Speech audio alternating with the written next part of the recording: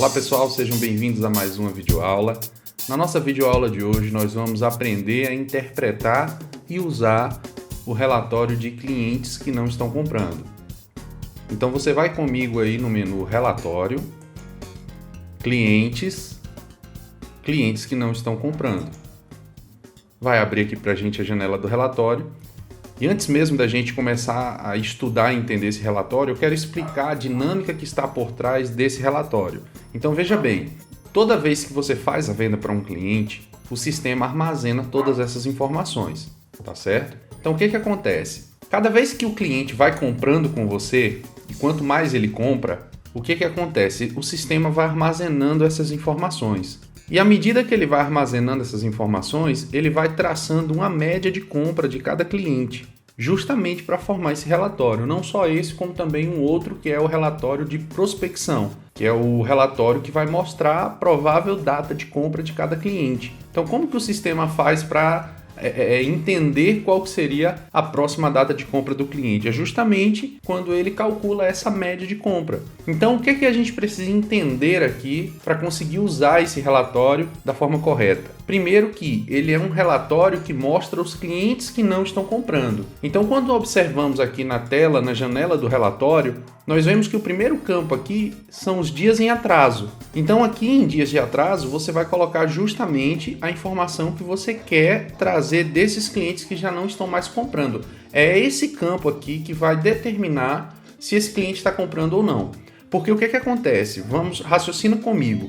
Se você tem um cliente que ele tem uma média de compra de 30 dias e passou-se 60 dias desde a data que ele deveria ter comprado com você e ele não comprou, então isso significa que esse cliente muito provavelmente não vai comprar mais com você. Ou seja, o dia em que ele precisou de gás, ele não te procurou. Então o que acontece? Quando a gente define aqui bem essa primeira informação, que é o dias de atraso, aí a gente vai ter uma resposta melhor desse relatório. A outra informação, e não menos importante, é essa daqui, ó, média em dias. Então média em dias segue justamente essa lógica que eu acabei de explicar a respeito de como o sistema trabalha com essas informações. Então todo cliente, o sistema vai traçar uma média de compra, e só existe dias de atraso porque existe uma média de compra. Então qual que é a média de compra do cliente e como que ele calcula os dias em atraso? Então se um cliente compra de 30 em 30 dias, se passou 30 dias desde a última compra e no próximo dia ele não compra com você, isso significa que ele está com um dia de atraso. Por quê? Porque ele tem a média de 30 dias e ele deveria ter comprado, naquele dia para obedecer a média, mas não comprou. E aí ele passa a contar os dias de atraso depois que passa a quantidade de dias da média desde o último pedido que ele fez.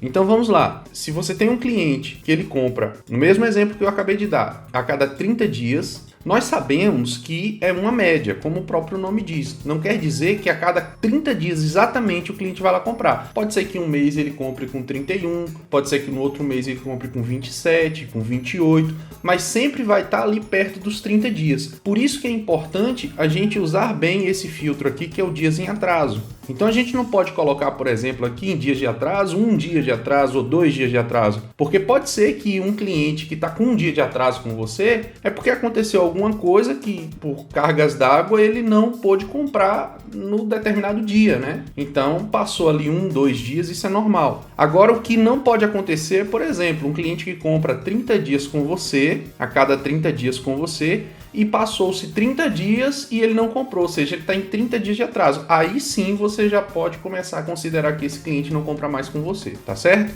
Então vamos lá. Vamos para a prática aqui, que eu acho que vai ficar mais fácil de você entender. Então eu vou colocar aqui em dias de atraso 30. Em média eu vou colocar também 30, porque eu quero clientes que estão com 30 dias de atraso, mas os clientes que compram a cada 30 dias comigo. Veja que aqui do lado eu vou ter alguns outros filtros que eu posso selecionar. Então eu posso colocar aqui que sejam dias exatos, eu posso colocar aqui que seja uma média exata, e posso aqui ignorar a média e simplesmente pegar somente os dias de atraso. Além disso, eu posso também selecionar por área, eu posso buscar por produto, ou eu posso buscar por segmento. E aí, se eu clicar aqui nesse funil preto, ele vai me dar ainda mais algumas opções. Por exemplo, o endereço, o bairro, a cidade, o CEP e a data do último pedido, ok? Por enquanto nós não vamos usar esses outros filtros, vamos trabalhar somente com esses dois para você entender o funcionamento desse relatório. Então eu vou clicar aqui na lupa e ele vai carregar para mim todas as informações. Então carregou aqui as informações do nosso relatório e eu quero analisar aqui juntamente com você. Então vamos lá. Você vai ver que aqui ele vai trazer algumas informações interessantes nesse relatório. Então primeiro ele vai trazer aqui o telefone dos clientes, tá? Vai trazer o nome dos clientes, depois a quantidade de pedidos. Então quanto maior for a quantidade de pedidos, mais próximo o sistema vai estar de acertar essa média e ser bem assertivo mesmo no dia de compra, entendeu? E aqui ele traz também a data do último pedido, dias em atraso e a média de compra em dias. Então vamos analisar apenas essas informações que a gente tem aqui.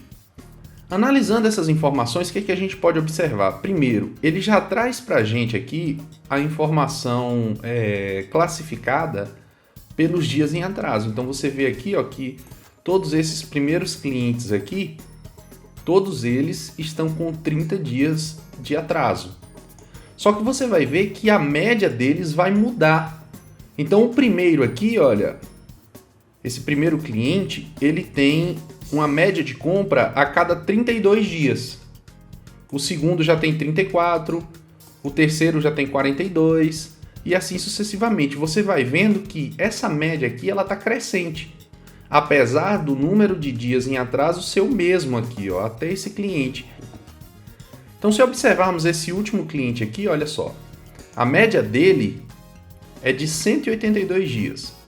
Então esses 4 clientes aqui, olha, possivelmente são clientes que não compram com você frequentemente. Por quê? Porque é muito espaçado, tá vendo? Olha só. A média de compra é a cada 182 dias, 171 dias, 161 dias, 158 dias. Então, se a média deles ainda... Vamos considerar que eles comprem mesmo nessa média, tá? Mas se a média deles tá alta desse jeito, não faz sentido eu olhar 30 dias de atraso. Por quê? Porque eu tenho sempre que analisar os dias de atraso em relação à média. Por quê? Porque pode ser 30 dias em 182, não é um número muito alto, você concorda comigo?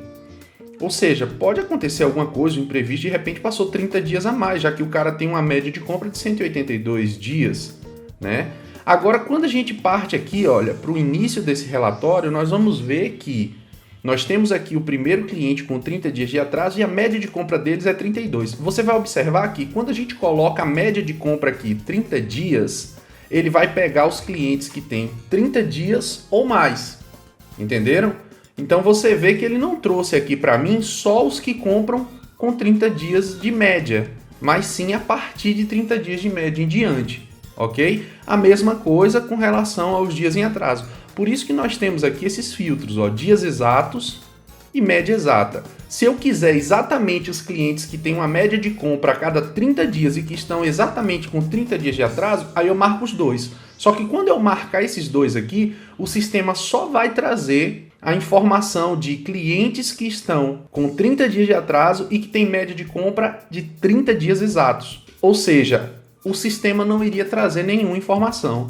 Por quê? Porque aqui mesmo ele já está mostrando que não tem nenhum cliente que esteja com 30 dias de atraso e que tem uma média exatamente de 30 dias de compra.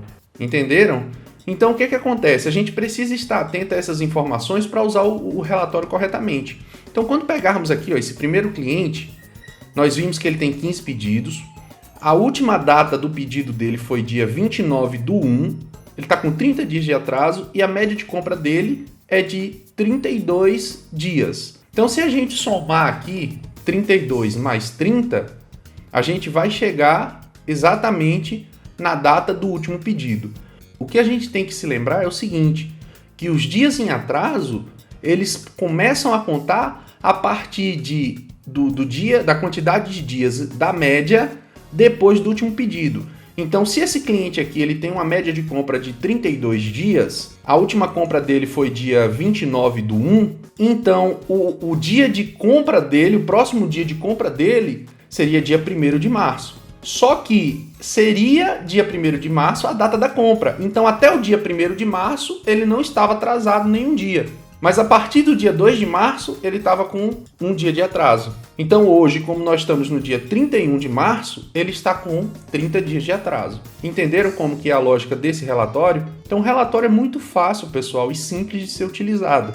E aí, à medida que você vai trabalhando com esses números, você pode ir aqui explorando as áreas. Por exemplo, se você trabalha com áreas aí no seu sistema, você pode selecionar, de repente, ver os clientes de uma determinada área que você atende. De repente, você quer também analisar algum produto específico que você está vendendo. Então, você está fazendo uma promoção lá, por exemplo, com GLP 13. E você quer saber como está a reação dos clientes. Ou seja, você quer saber aqueles clientes em uma determinada área que não estão comprando P13. Para você analisar se de repente eles reagiram à promoção que você fez ou alguma ação que você tenha feito. E além disso daqui, você também tem a parte de segmento, consumidor final ou comércio, né? E outra coisa é o seguinte, vindo aqui nos outros filtros, você consegue pesquisar especificamente o endereço.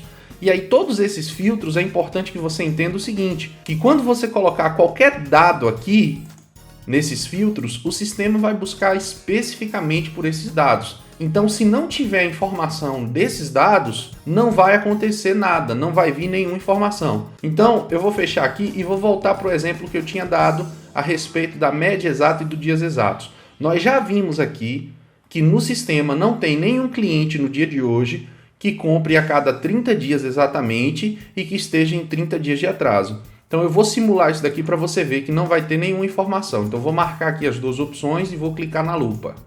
Tá vendo? O relatório não trouxe nenhuma informação. Por quê? Porque eu não tenho nenhum cliente que tenha exatamente uma média de 30 dias de compra e que esteja exatamente com 30 dias de atraso. Agora eu poderia trabalhar o seguinte, você pode pensar aí em qual seria a melhor forma. Você pode pensar, por exemplo, eu quero que a média seja exata, mas os dias não precisa. Aí quando você puxar aqui, ele vai trazer as informações. Então ele vai trazer aqui somente os clientes que compram a cada 30 dias. Se a gente correr aqui, vamos ver que todos são clientes que compram a cada 30 dias. E que o que está flutuando aqui, o que está variando é justamente os dias de atraso. Então essa daqui seria uma forma de você pegar os clientes que estão em atraso e que compram todos a cada 30 dias.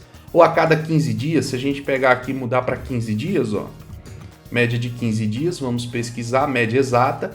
Então vamos ter aqui, por exemplo, esse cliente, ele provavelmente já comprou em outro lugar, porque ele tem uma média de compra de 15 dias e está em 31 dias de atraso, ou seja, tem 46 dias que ele não compra com você, né? Então esse daqui seria um cliente bom para você ligar, procurar saber se ele já comprou ou não, tá certo, pessoal? Então você vai ver que na verdade esse relatório ele é muito simples e fácil de ser usado, basta você entender o princípio e a lógica que está por trás desse relatório, tá certo? Espero que tenha dado para entender como que é o funcionamento desse relatório, tá certo? E eu espero que você acompanhe sempre as nossas videoaulas, porque à medida que forem surgindo dúvidas e a gente vai pegando isso através do nosso suporte, nós vamos fazendo os vídeos para sanar essas dúvidas e deixar esses vídeos registrados para que você possa assistir uma vez, duas, três, enfim, toda vez que você tiver dúvida você ter como recorrer. Então eu agradeço a sua atenção e nós nos vemos na nossa próxima videoaula.